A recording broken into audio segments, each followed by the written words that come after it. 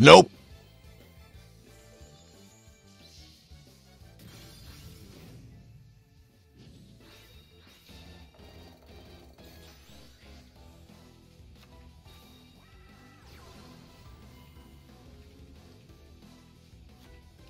Nope.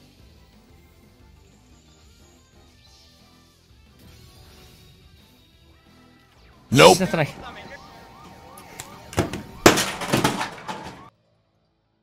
I don't know about you, but I'm getting a little sick of all these overcompensating Kokai and Ancient Gear decks on the ladder. So I've brought it upon myself to bring back the good old classic Fun Police in an attempt to make all these cancerous scum have absolutely zero fun and uninstall the game. For those of you who are unfamiliar with the Counter Fairy playstyle, basically the entire aim of your deck is to not let your opponent play the game. Every time they try to activate a card, it is instantly countered or destroyed, just like the gameplay you saw in the intro. So honestly, I know I'm a little late to this one since I know Counter Fairies have been out for a very long time and I've never actually made a video on them. So not really much has changed since those kind of deck lists have been around. The only thing that's really been added is Dark Bribe, which is what I've been trialing the deck recently. The skill used for the deck is Fairy Smile. If you normal draw a Fairy type monster card during your draw phase, the card is shown to your opponent and you recover 1000 life points. Not only is this skill good at just keeping you alive by giving you a shit ton of life points, it's also a good skill to synergize with Solemn Scolding, which is a card you run in the deck that makes you use 3000 life points to activate it.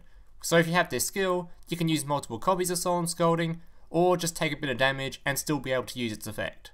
The deck uses 5 monster cards. Zeradius is basically just your searcher card. For this deck to function, a lot of the cards require you to have the Sanctuary in the Sky on the board, so what Zeradius does is it allows you to discard him to add that card from your deck to your hand. The cool thing about Zeradius though, is that if you have the Sanctuary of the Sky already on the board, you can then just summon Zeradius and it will be a 2100 attack monster. Meltiel is probably the strongest monster in your deck, as what he does is if you ever activate a counter trap, you can then gain 1000 life points, and as long as the Sanctuary of the Sky is on the board, you can then destroy one card your opponent controls. So this means if you have activate a counter trap, it can not only negate something your opponent has, it can then give you a free way of destroying your opponent's stuff. Bountiful Artemis is a very simple card. It basically just allows you to cycle through your deck very quickly as your deck runs a ton of counter traps, and this card allows you to draw a card every time you activate one of those counter traps. Voltanis is kind of the boss monster of your deck. What Voltanis does is after one of your counter traps resolves, you can activate this card's effect. Tribute all monsters you control to special summon this card. If this card is special summoned this way, you can destroy all cards your opponent controls up to the number of fairy type monsters tributed. So basically it just gives you a 2800 attack monster and allows you to destroy your opponent's stuff. Vandalgion is a monster with the effect, if you negate the activation of an opponent's spell trap card or monster effect with a counter trap, except during the damage step, you can special summon this card from your hand. If this card is special summoned this way, activate one of the effects based on the card you negated. If you negated a spell, inflict 1500 damage to your opponent. If you negated a trap, you can destroy one card your opponent controls. If you negated a monster, target one monster in your graveyard and special summon it. In most situations, this card is just a better Voltanis. This deck then runs 4 spell and trap cards. The Sanctuary in the Sky is a field spell that means battle damage to the controller of a fairy type monster from battle involving that fairy type monster becomes 0. The reason you run this card is obviously not for its effect. You obviously run this card because it's an activator for a bunch of your other cards in the deck, such as Divine Punishment, which can only be activated if you have the Sanctuary in the Sky on the board. What this card does is it allows you to negate the activation of a spell, trap card or monster effect and destroy that card. Solemn Scolding is a trap card that has a bunch of conditions around its activation just due to how powerful it is. Basically, if your opponent ever tries to do anything, you can pay 3000 life points, negate the activation, and destroy the card. But this card will only work if it is the only set card in your spell and trap card zone, and obviously you have to have 3000 life points to activate it. Dark Bribe is the only new card to be added to the Counter Fairy archetype. Basically all it does is when an opponent's spell or trap card is activated, your opponent draws one card, negate the spell and trap card activation, and destroy it. I'm still not totally convinced on this card's power level, since it only works on spell and trap cards and your other negates work on monsters as well, but it is still a counter trap so it does synergize with the deck, and unlike most counter traps, it makes your opponent draw a card as opposed to making you discard a card, so it's generally a better downside. Alright guys, that's basically it for the talking part of this video. The rest of this video will just be 8 gameplays showing this deck in action. I tried to include a few more gameplays this time around, so let me know if you like that change. If you liked the video, make sure to leave a like, subscribe if you're new around here, comment if you've got any questions or feedback. Thank you guys for watching, and I hope to see you in the next one. Also, make sure to join my Discord.